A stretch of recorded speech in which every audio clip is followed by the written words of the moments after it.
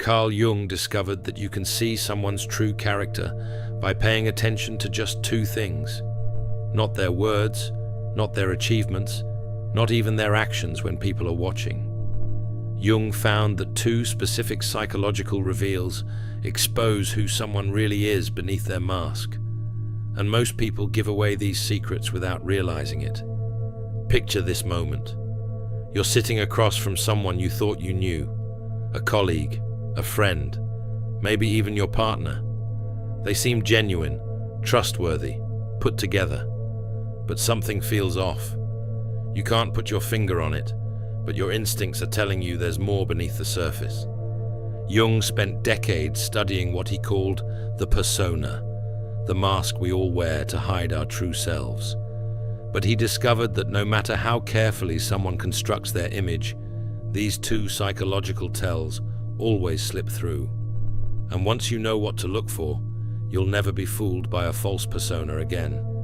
These aren't complex psychological tests. They're simple observations that reveal the deepest truths about human nature.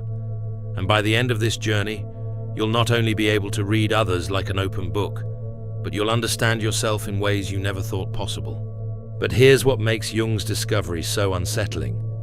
These two reveals don't just expose other people's character, they force you to confront your own hidden nature. Jung wrote, "The most terrifying thing is to accept oneself completely." And these two psychological windows will show you parts of yourself you've been avoiding. Most people go through life believing they can judge character through surface behaviors. They look for confidence, kindness, success, or charisma. But Jung understood that these are all part of what I call the performance layer, the carefully constructed image we present to the world. The real person lives beneath this performance. And Jung discovered that no matter how skilled someone becomes at managing their image, two specific psychological patterns will always reveal their authentic nature. These patterns operate outside conscious control, which is why they're so reliable. Jung wrote, "Thinking is difficult, that's why most people judge. But judgment based on surface appearances is almost always wrong. True character assessment requires looking deeper into the unconscious patterns that people can't fake or manipulate." What Jung found was that character reveals itself not in what people choose to show you, but in what they can't help but reveal. These two psychological signatures emerge whenever someone's guard is down, their mask slips, or they're under any kind of pressure. Jung's first character reveal is what I call shadow mapping, discovering someone's true nature by observing who they judge most harshly. Jung wrote, "Until you make the unconscious conscious, it will direct your life and you will call it fate." This unconscious direction shows up most clearly in our judgments of others. When someone criticizes another person with unusual intensity, they're not just making an observation, they're projecting their own disowned traits onto that person. Jung discovered that what we hate most in others is often what we've buried deepest in ourselves. He called this projection, the unconscious process of seeing our own rejected qualities in other people. The stronger the emotional reaction, the closer you're getting to their shadow. Let me show you how this works. Meet David, a successful architect who prides himself on his integrity. At every office meeting, David complains about his colleague Marcus, calling him fake and manipulative. David's voice gets sharp when he talks about Marcus's charm with clients. His jaw tightens when Marcus gets praise. But here's what Jung would see. David's intense reaction to Marcus isn't about Marcus at all. It's about a part of David that he's rejected. Deep down, David wishes he could be more charming, more socially skilled. But he's buried this desire because he believes it would make him fake. Jung wrote, "We cannot change anything until we accept it. Condemnation does not liberate, it oppresses."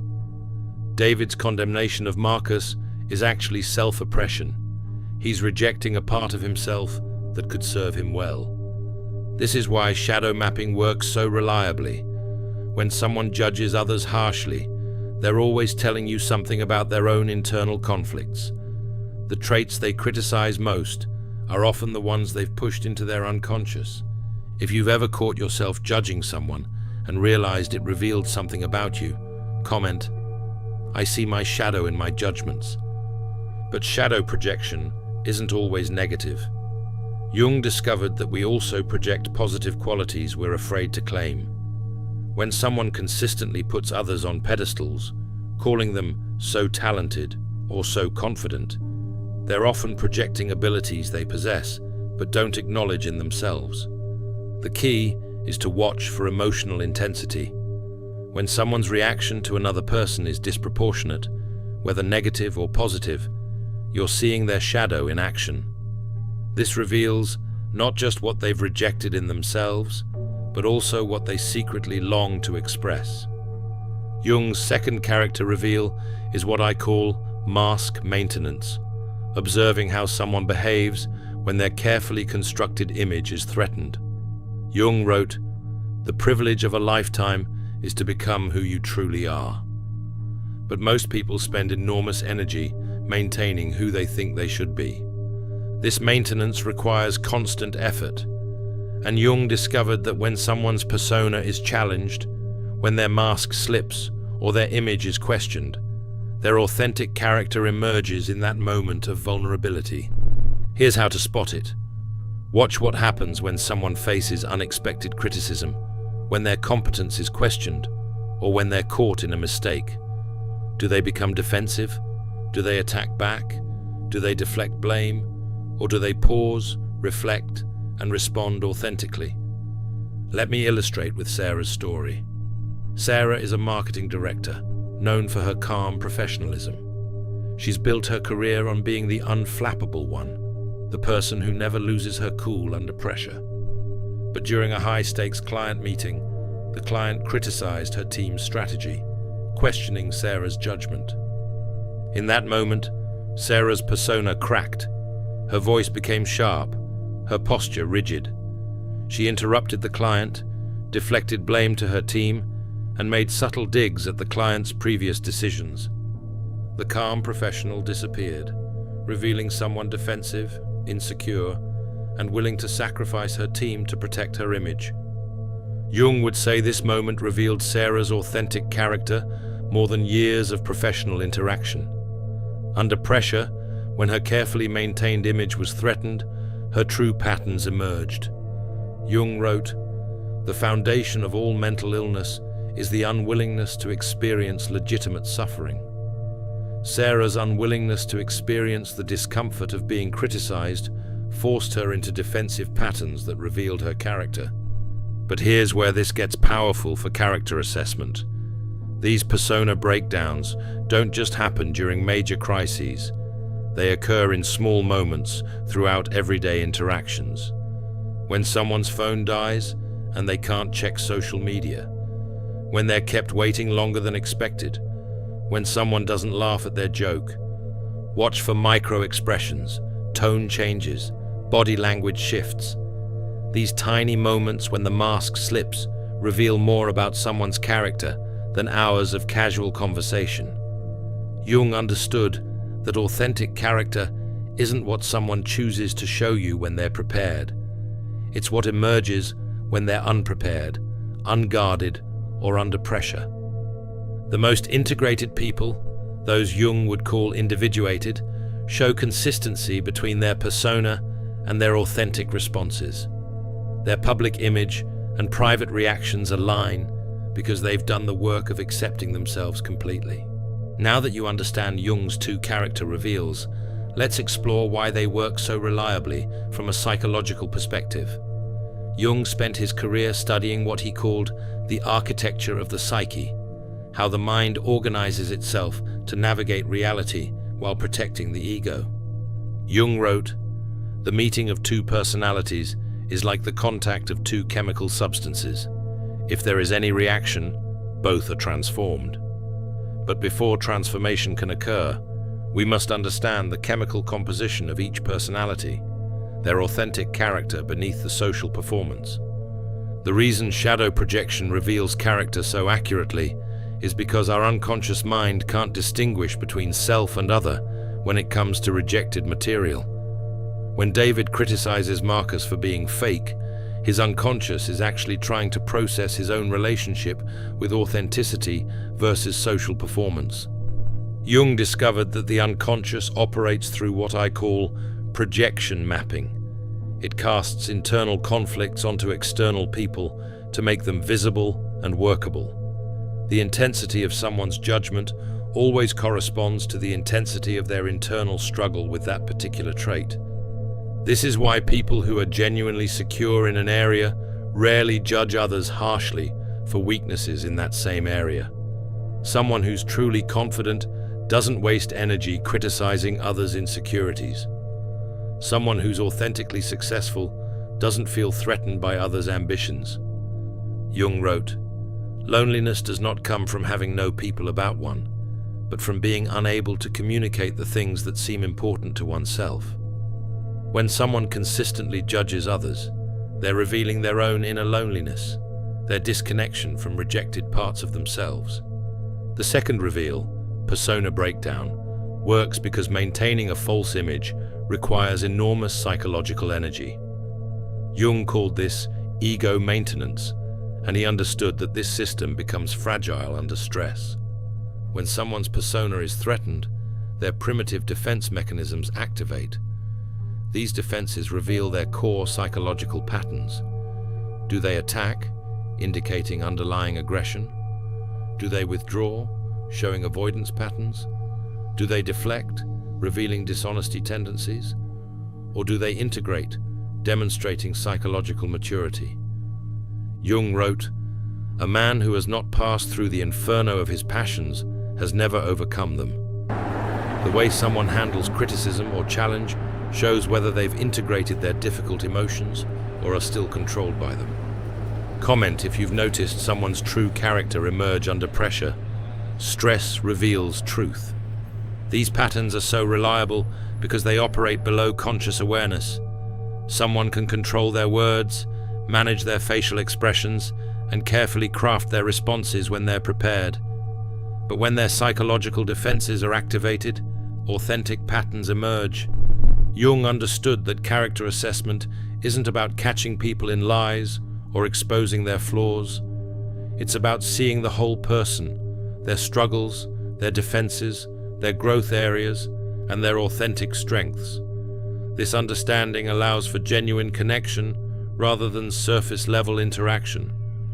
Beyond Jung's two primary reveals, there's a third pattern that emerges when you combine them. What I call the integration test, observing how someone handles their own shadow material when it's reflected back to them. This is the ultimate character assessment because it shows whether someone is capable of growth or trapped in unconscious patterns. Jung wrote, "One does not become enlightened by imagining figures of light, but by making the darkness conscious." Here's how the integration test works. When you notice someone projecting their shadow onto others, gently reflect it back to them, not accusingly, but curiously. "I noticed you seem really bothered by people who show off. Have you ever felt like you wanted to show off but held yourself back?" Watch what happens. This moment reveals more about their character than months of observation because it tests their relationship with their own unconscious material. Let me show you this in action through two different responses. Remember David, who judges Marcus for being fake. When asked if he ever wishes he could be more socially skilled, David might respond in one of two ways. Response 1, the defensive pattern. "Are you saying I'm fake like Marcus? That's ridiculous. I'm authentic, unlike him. I don't need to manipulate people to get ahead." This response shows David is deeply defended against his shadow. His character is rigid, his growth potential limited by his inability to acknowledge his own complexity. Response 2, the integrative pattern. "Actually, yeah. Sometimes I do wish I was better with people. I admire Marcus's social skills, even though his approach bothers me. Maybe I'm jealous of something I wish I had." This response shows David can hold paradox, being bothered by something while also recognizing his own relationship to it. Jung wrote, "The most intense conflicts, if overcome, leave behind a sense of security and calm that is not easily disturbed." People who can integrate feedback about their shadow show this quality. They Cobertura. become stronger through Tá self-awareness tudo ótimo. rather than weaker. The integration test reveals 3 distinct character types that Jung identified. The unconscious type remains completely unaware of their projections and becomes defensive when confronted with them. They lack self-reflection and are often surprised by others' reactions to them. The aware but defended type recognizes their projections intellectually but can't integrate them emotionally. They might say, "I know I judge people," but they can't explore why or what it reveals about them. The integrated type can observe their projections with curiosity, learn from them, and use them as information about their own growth areas. Jung called these individuals conscious, not perfect, but awake to their own psychological patterns. If you've learned to see your judgments as information about yourself, comment, "My projections became my teachers." This integration capacity predicts how someone will handle conflict, growth, criticism, and intimacy in relationships. People who can't integrate their shadow material will repeat the same patterns indefinitely, blaming external circumstances for internal struggles. But those who can work with their projections consciously become what Jung called individuated, authentic, self-aware, and capable of genuine connection with others. Now that you understand Jung's character assessment framework, let's explore how to apply it in real-world situations. But first, a crucial warning. Jung wrote, "Where love reigns, there is no will to power, and where the will to power is paramount, love is lacking." Use these insights to understand and connect, not to manipulate or control. Character assessment should serve compassion, not domination. Here's how to apply shadow mapping in different contexts. In romantic relationships, listen to how your partner talks about their exes, their co-workers, or people they dislike. Are they consistently bothered by selfish people? This might reveal their own struggle with healthy self-advocacy. Do they criticize needy people? They might be denying their own need for connection. But use this information to understand and support them, not to attack them. If you notice your partner projecting, you might say, "It sounds like that person's neediness really bothers you. Do you ever feel like you can't express your own needs?" This creates space for deeper intimacy. In professional settings, observe how colleagues handle feedback, criticism, or challenges to their ideas. Do they become defensive, deflect blame, or attack the messenger? Or do they pause, consider, and respond thoughtfully? This reveals their capacity for growth, collaboration, and leadership under pressure. Jung wrote, "The shoe that fits one person pinches another. There is no recipe for living that suits all cases." Understanding someone's character patterns helps you communicate in ways that fit their psychological structure. For parenting, these insights are invaluable. When your teenager complains that their friends are fake or attention-seeking, help them explore what this reveals about their own struggles with authenticity and social belonging. This builds self-awareness instead of judgment. But remember, character assessment is a two-way mirror. Jung wrote, "Everyone you meet knows something you don't know but need to know. Learn from them. Every judgment you make, every reaction you have to someone else's behavior reveals something about your own psychological patterns." Here's a practical exercise. For the next week, keep a shadow journal. When someone irritates you, write down exactly what bothers you about them. Then ask yourself, where might this trait exist in me? What am I afraid of about this quality? Don't judge yourself for what you find. Jung wrote, "The acceptance of oneself is the essence of the whole moral problem and the epitome of a whole outlook on life." Self-acceptance isn't self-indulgence, it's the foundation of psychological health. Also, practice the integration test on yourself. When someone gives you feedback that triggers defensiveness, pause before responding. Ask yourself, what if there's truth in this? What might I learn about myself? Jung understood that character development isn't about becoming perfect. It's about becoming conscious. The goal isn't to eliminate your shadow, but to work with it consciously rather than being controlled by it unconsciously.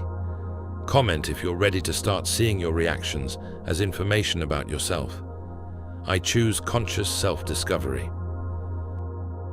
Before we go deeper, we must address the shadow side of character assessment itself.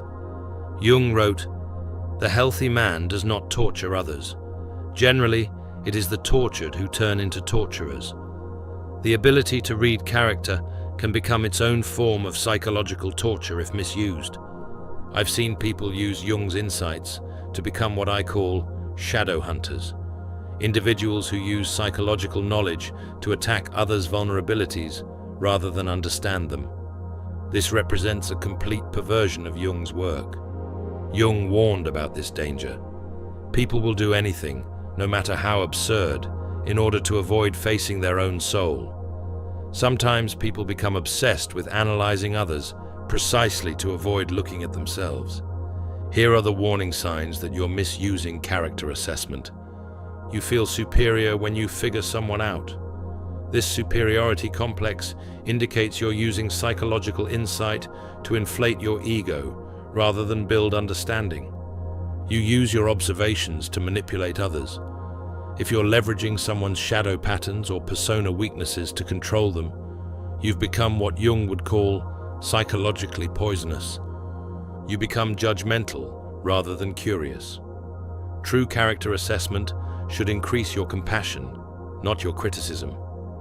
If you find yourself becoming more judgmental, you're projecting your own shadow. You avoid examining your own patterns.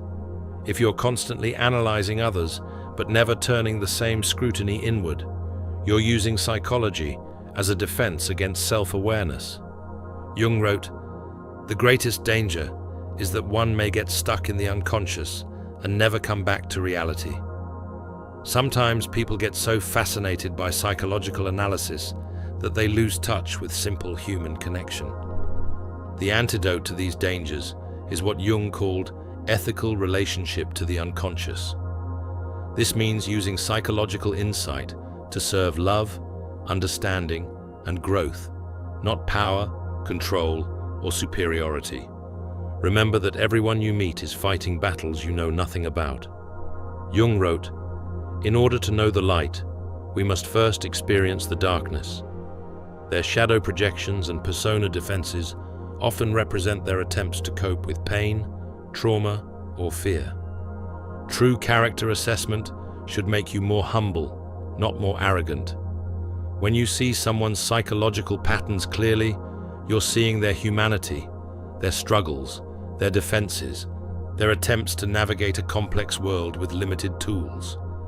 Jung understood that we're all wounded healers, all carrying shadow material, all wearing personas to protect our vulnerable cores.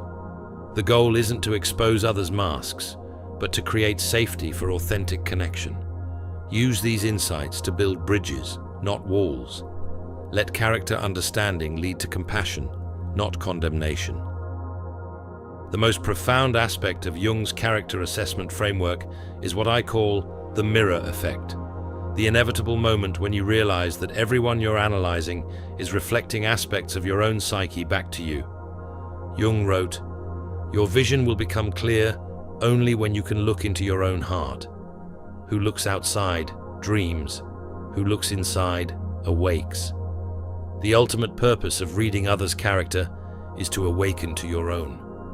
This mirror effect operates on multiple levels.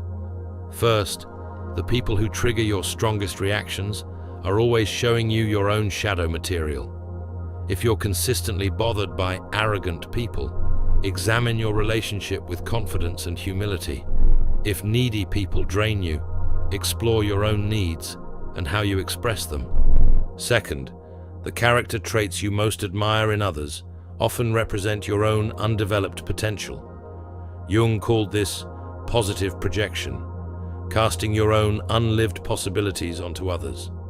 When you put someone on a pedestal for being so creative or so confident, you might be projecting qualities you possess but haven't claimed. Third, the patterns you recognize in others become visible in yourself once you know what to look for. If you become skilled at spotting others' persona breakdowns, you'll start noticing your own. If you can see others' shadow projections, you'll begin catching your own in real time. This mirror effect creates a feedback loop of self-awareness. Every person becomes a teacher. Every interaction becomes a classroom. Every judgment becomes a door to self-discovery. Let me share how this played out in my own understanding. I once worked with someone whose constant need for validation irritated me intensely. I judged them as insecure and attention-seeking. But Jung's framework forced me to examine why their behavior triggered me so strongly. The uncomfortable truth was that I had my own relationship with validation that I wasn't acknowledging. I had developed subtle ways of seeking approval that I convinced myself were different from their obvious methods. My judgment was actually self-rejection. I was criticizing in them what I couldn't accept in myself. Jung wrote, "We are not what happened to us. We are what we wish to become." The mirror effect shows us not just what we've been, but what we're capable of becoming. Every character trait you can recognize in others exists as potential within yourself. This doesn't mean everyone will develop every trait. Jung believed in individual differences and unique psychological types. But it means that understanding others' psychological patterns gives you a map of human possibility, including your own unexplored territories. The mirror effect also explains why certain people feel familiar even when you've just met them. Jung called this recognition of the archetypal, seeing universal human patterns that resonate with your own psychological structure. As you develop skill with Jung's character assessment framework, you begin to embody what he called the conscious individual, someone who sees clearly without judgment, understands deeply without manipulation, and connects authentically without losing themselves. Jung wrote, "Individuality is the opposite of being a member of a group, an institution, a race, or a nation. The conscious individual thinks independently, feels authentically, and relates genuinely rather than conforming to collective patterns. This consciousness has several distinguishing characteristics. You see people's shadow projections with compassion rather than superiority. You understand that their judgments reveal their struggles, not their moral failures. This allows you to respond to the pain beneath their projections rather than react to the projections themselves. You notice persona breakdowns without taking them personally. When someone becomes defensive or attacks under pressure, you recognize their protective mechanisms rather than their authentic intentions. This prevents you from being drawn into unconscious drama. You can hold paradox. Jung wrote, "The pendulum of the mind oscillates between sense and nonsense, not between right and wrong. You understand that people can be both kind and cruel, strong and vulnerable, authentic and defended, often simultaneously. You use character insights to build connection rather than create distance. When you see someone's psychological patterns clearly, you feel more empathy for their human struggles, not less. Most importantly, you apply the same compassionate analysis to yourself." Jung wrote, "The first half of life is devoted to forming a healthy ego. The second half is going inward and letting go of it. You see your own shadow projections and persona defenses as information, not indictments. This consciousness transforms how you move through the world. Conflicts become opportunities for understanding. Difficult people become teachers. Your own reactions become data about your internal landscape." But Jung warned that consciousness comes with a price. Loneliness does not come from having no people about one, but from being unable to communicate the things that seem important to oneself. When you see psychological patterns clearly, you may feel isolated from those still operating unconsciously. This loneliness is not permanent, but it is part of the individuation process. You're transitioning from unconscious belonging to conscious connection. The old ways of relating, through shared judgments, collective personas, or mutual projections, no longer satisfy you. But deeper connections become possible. When you can see and accept both your own and others' psychological complexity, you can form relationships based on authentic understanding rather than idealized projections. Jung wrote, "The creation of something new is not accomplished by the intellect, but by the play instinct acting from inner necessity." Conscious relationships feel playful rather than heavy, creative rather than repetitive, alive rather than scripted. The ultimate goal of understanding Jung's character assessment framework isn't to become a master analyzer of human nature, it's to become more fully human yourself. Jung wrote, "Man's task is to become conscious of the contents that press upward from the unconscious." As you practice observing shadow projections and persona breakdowns in others, you inevitably become aware of these same patterns in yourself. This awareness creates choice. You can respond consciously rather than react unconsciously. Integration happens gradually through small moments of catching yourself projecting, noticing your persona defenses, and choosing authentic response over automatic reaction. Jung wrote, "We don't really heal anything, we simply let it go." Letting go of unconscious patterns allows your authentic character to emerge. This process isn't comfortable. Jung warned, "There is no coming to consciousness without pain." Seeing your own psychological patterns clearly means confronting aspects of yourself you've avoided. But this discomfort is productive pain. It leads to growth rather than stagnation. The integration process follows predictable stages. First, you become aware of patterns in others while remaining blind to your own. You can spot everyone else's projections, but not your own. Second, you begin recognizing your own patterns intellectually, but still get caught in them emotionally. You might think, "I'm projecting right now," while still feeling completely justified in your judgment. Third, you develop the ability to catch yourself in real time and choose different responses. This creates space between trigger and reaction, allowing for conscious choice. Fourth, you begin responding to others' unconscious patterns with consciousness rather than unconsciousness. Instead of getting defensive when someone projects onto you, you can see their struggle and respond with appropriate boundaries and compassion. Finally, you embody what Jung called the transcendent function, the ability to hold opposing psychological forces in creative tension until something new emerges. You become comfortable with paradox, uncertainty, and complexity. Jung wrote, "The difference between a good life and a bad life is how well you walk through the fire." The fire is the inevitable conflicts, projections, and persona breakdowns that characterize human relationships. Learning to walk through these experiences consciously transforms them from destructive forces into opportunities for growth. This transformation doesn't happen overnight, and it's never complete. Consciousness is a practice, not a destination. But each moment of awareness, each choice to respond rather than react, each decision to see clearly rather than judge harshly, moves you closer to authentic selfhood.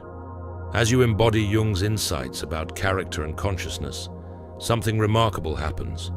Your awareness creates ripples that affect everyone around you.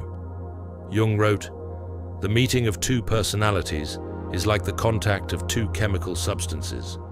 If there is any reaction, both are transformed." When you stop participating in unconscious patterns, when you don't take the bait of others' projections or react defensively to persona breakdowns, you create space for new kinds of interaction. People sense this shift, even if they can't articulate it. They might say you seem different, or calmer, or more real. What they're sensing is your decreased reactivity to their unconscious material. You're no longer feeding their projections or reinforcing their defenses. This creates what I call consciousness contagion. Your awareness invites others into greater awareness, not through preaching or teaching, but through embodiment. Jung wrote, "You are what you do, not what you say you'll do." Your authentic presence speaks louder than any words. Some people will resist this shift. Your refusal to participate in unconscious drama might initially frustrate those who depend on these patterns. They might escalate their projections or intensify their persona defenses, trying to pull you back into familiar dynamics. But others will be drawn to your consciousness like flowers toward light. They'll sense the possibility of more authentic connection and begin loosening their own defensive patterns. This ripple effect extends beyond individual relationships into families, workplaces, and communities. When one person stops projecting their shadow and starts owning their authentic reactions, it gives others permission to do the same. Jung believed that individual consciousness was the key to collective transformation. He wrote, "The world will ask you who you are, and if you don't know, the world will tell you. When you know who you are, including your shadow and your authentic character beneath your persona, you become immune to the world's projections. You also become a beacon for others seeking their own authenticity. Your willingness to face your shadow gives others courage to face theirs. Your ability to drop your persona masks creates safety for others to risk authenticity." This is the deeper purpose of character assessment, not to judge or manipulate others, but to understand human psychological patterns so clearly that you can respond to them consciously rather than react unconsciously. Jung's legacy wasn't his specific techniques or theories, it was his invitation to consciousness. Every person who chooses awareness over unconsciousness, authenticity over performance, and understanding over judgment contributes to the evolution of human consciousness itself. The two things Carl Jung identified that reveal someone's true character, their shadow projections and their persona breakdowns, aren't just tools for reading others. They're mirrors that reflect your own journey toward consciousness and authenticity. Jung wrote, "To be normal is the ultimate aim of the unsuccessful. But you're not here to be normal. You're here to be conscious, to see clearly, to understand deeply, and to connect authentically with the human beings around you. Every time you catch yourself judging someone harshly, you have an opportunity to explore your own shadow. Every time you notice someone's mask slipping under pressure, you can examine your own persona defenses. Every time you resist the urge to use psychological insight as a weapon, you choose consciousness over unconsciousness." Jung understood that the journey toward authentic selfhood is the most important work any individual can do, not just for themselves, but for the collective evolution of human consciousness.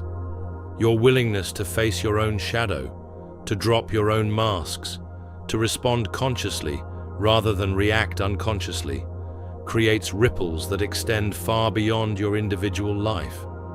You become what Jung called a culture creator, someone who models new possibilities for human relationship and consciousness. The two reveals Jung discovered aren't the end of character assessment. They're the beginning of character development. Your own character development and your contribution to the consciousness of everyone you encounter. So watch for the projections, notice the persona breakdowns, but most importantly, turn that same clear seeing toward yourself.